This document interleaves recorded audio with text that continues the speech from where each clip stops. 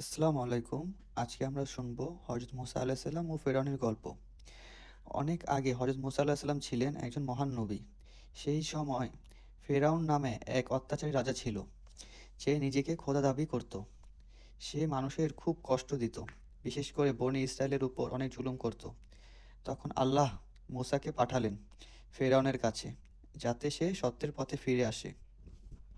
মুসা আলাইহিস সালাম তাকে বললেন, তুমি এক আল্লাহকে মানো আর মানুষের উপর জুলুম বন্ধ করো। কিন্তু ফিরআউন অহংকার করল। সে বলল, আমি তোমাদের সবচেয়ে বড় প্রভু। নাউজুবিল্লাহ।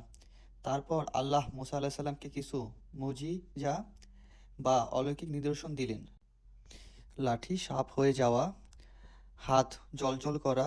তবুও ফিরআউন বিশ্বাস করল না।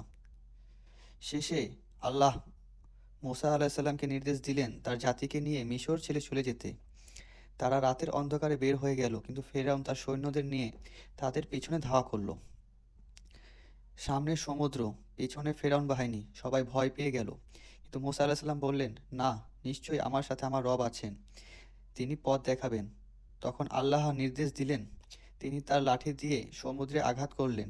সাথে সাথে সমুদ্র দুই ভাগ হয়ে গেল, মাঝখানে শুকনো রাস্তা তৈরি হলো। সবাই সে পথে পার হয়ে গেল। ফেরাউনও সেই পথ দিয়ে ঢুকলো, কিন্তু যখন সে মাঝখানে পৌঁছালো, পানি আবার এক হয়ে গেল। ফেরাউন ও তার সৈন্য ডুবে গেল। মরার সময় সে বলল, আমি এখন বিশ্বাস করি, কিন্তু তখন তার ঈমান গ্রহণ করা হলো না। এই গল্প থেকে আমরা শিক্ষা পাই, অহংকার করলে শেষ পরিণতি খারাপ হয়।